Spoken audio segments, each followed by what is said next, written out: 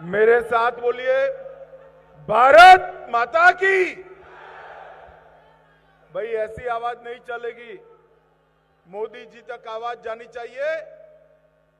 पूरा मंच और सामने बैठे हुए सभी लोग दूर दूर तक दोनों हाथ उठाइए, दोनों हाथ उठाइए, अपनी मुट्ठी भींचकर प्रचंड आवाज से बोलिए, भारत माता की, भारत माता की। मंच पर उपस्थित मध्य प्रदेश के यशस्वी मुख्यमंत्री श्रीमान शिवराज सिंह चौहान जी, मेरे मित्र और इसी क्षेत्र के दिग्गज नेता श्रीमान नरेंद्र सिंह तोमर जी, जिनके निमंत्रण पर मैं आज यहां आया हूं, ऐसे श्रीमान ज्योतिरादित्य सिंधिया जी,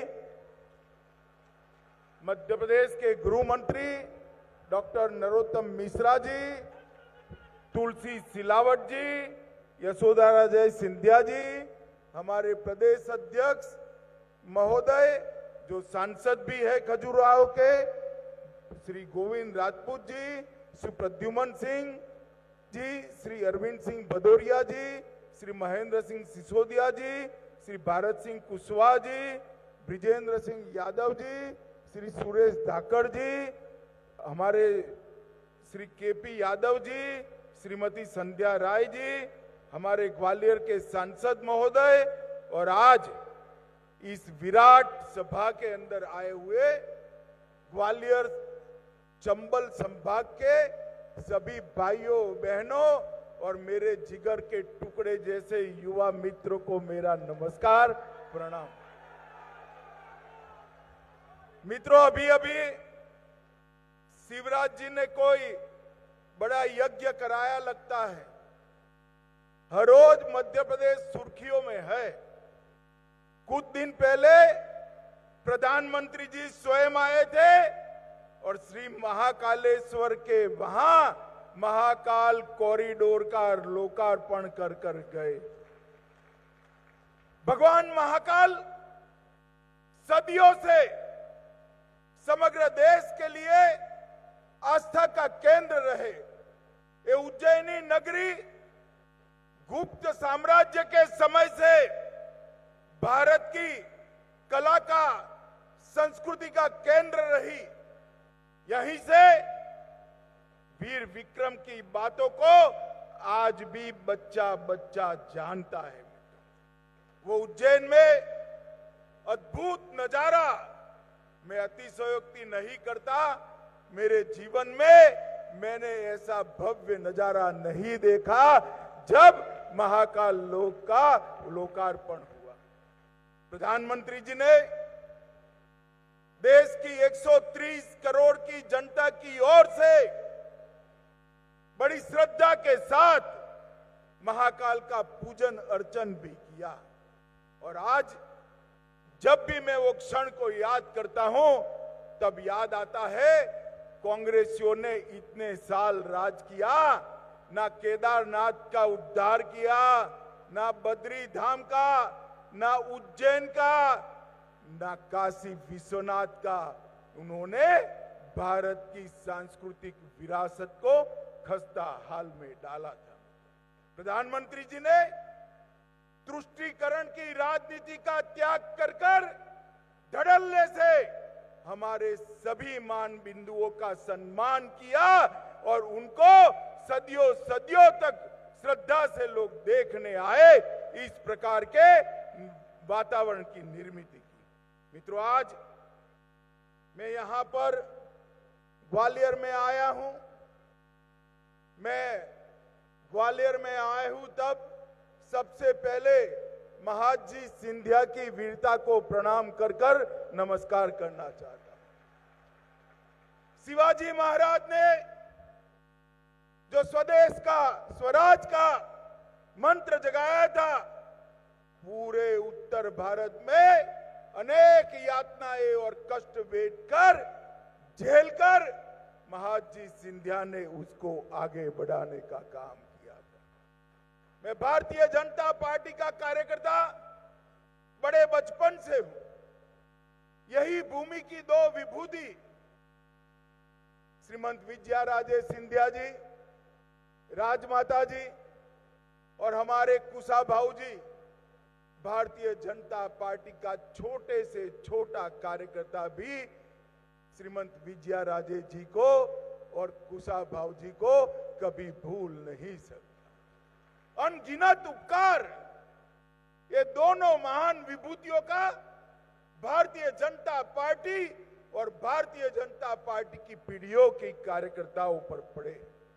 अटल जी ने भी इसी भूमि को अपनी कर्म भूमि बनाया और अटल जी ने समग्र देश के अंदर पहली बार भारतीय जनता पार्टी के प्रधानमंत्री बनकर आज एक संदेश दिया था कि भाजपा की सरकार कैसी हो सकती है।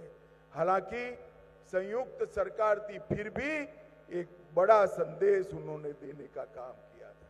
मित्रों, आज मैं यहां आया हूं एक आधुनिक से आधुनिक राजमाता विजया राजे सिंधिया एयरपोर्ट का भूमि पूजन आज हम सब ने मिलकर किया है।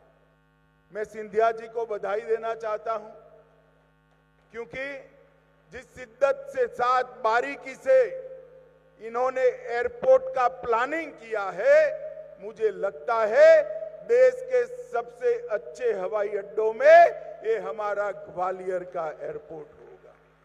इसके साथ साथ यहां पर कई लोगों को ग्रामीण और शहरी प्रधानमंत्री आवास का लोकार्पण किया गया, उनको घर की चाबी दी। मित्रों, हम सब समझते हैं एक गरीब घर की व्यक्ति के लिए अपना घर एक स्वप्न होता है और प्रधानमंत्री जी ने चाहे शहर हो चाहे गांव हो, हर गरीब को घर मिले, ये लक्ष्य भारतीय जनता पार्टी की सरकारों के सामने दिखा है। बीच में यहां थोड़ा समय कमलनाथ जी की सरकार आई थी ना भाई, जरा जोर से बोलो, आई थी ना, अनुभव कर लिया ना, हो गया ना, सारी योजनाएं बंद कर दी थी।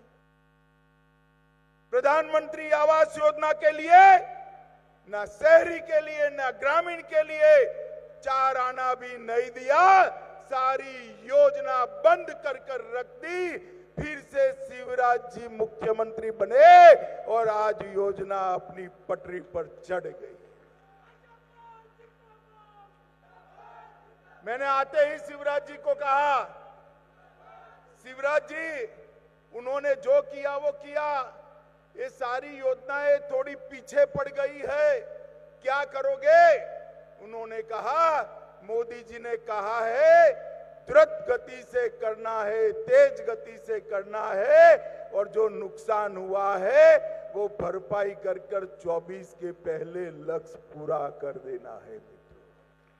इसी तरह यहां से चंबल की नदी जा रही है भाई, एक ग्वालियर चंबल संभाग से ही लाखों करोड़ों गैलन पानी यहां से जमुना जी में, जमुना से गंगा जी में, गंगा जी से बंगाल तक जाता है, मगर यहां हर घर में पानी नहीं पहुंचता है। प्रधानमंत्री जी ने एक योजना बनाई, हर घर नल से जल, गरीब से गरीब व्यक्ति के घर में नल से जल पहुंचाने का कार्यक्रम किया,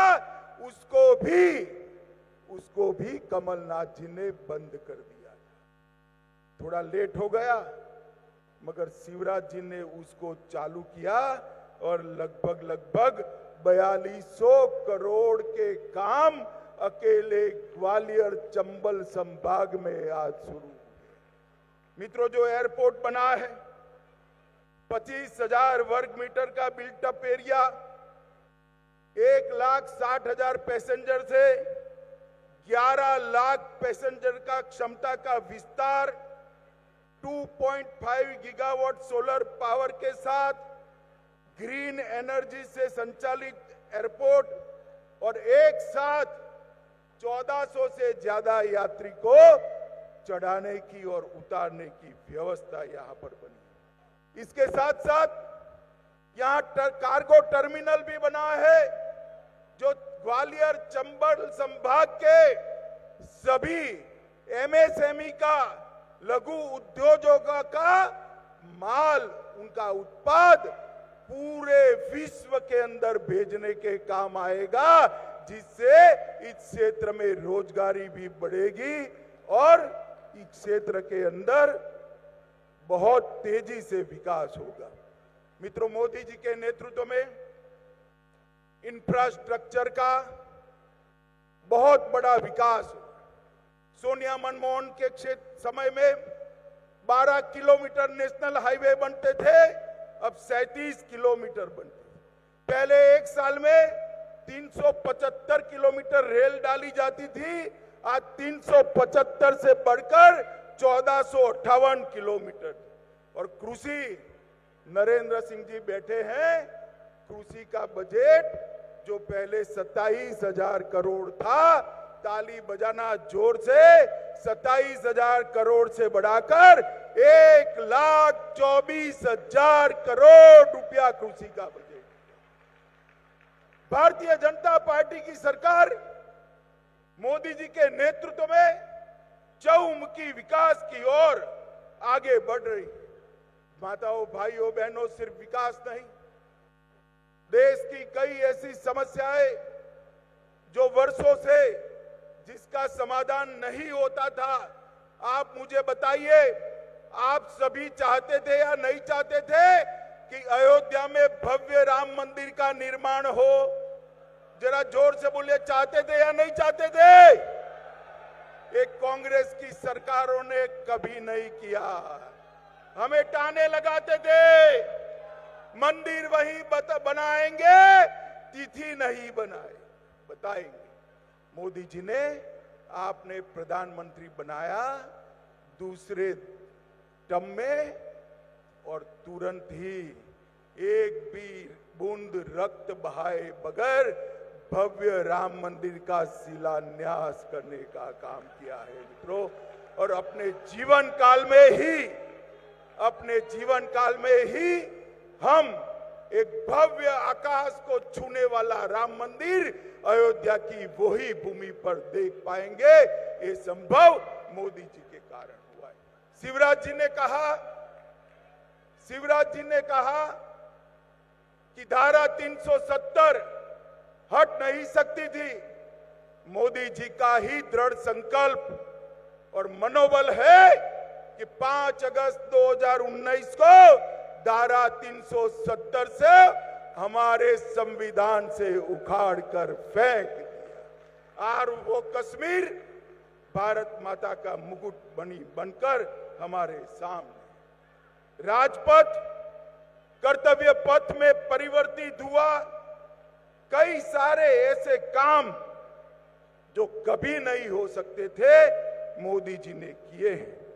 मित्रों, सिविल एविएशन क्षेत्र में भी उड़ान को लाए, और आज 2 टायर और 3 टायर के हवाई संपर्क के कारण वहां से 1 करोड़ यात्री हवाई यात्रा कर रहे हैं। ये नरेंद्र भाई ने बताया। चंबल ग्वालियर वालों, आप सभी का 3-3 टीका लग गया है या नहीं लग गया है? भाई जरा बताओ, लग गया है या नहीं लग गया है? एक पैसा भी देना पड़ा है। इतने बड़े देश में 224 करोड़ टीके लगाने का काम नरेंद्र मोदी जी ने टेक्निक के आधार पर किया, टेक्नोलॉजी के आधार पर किया।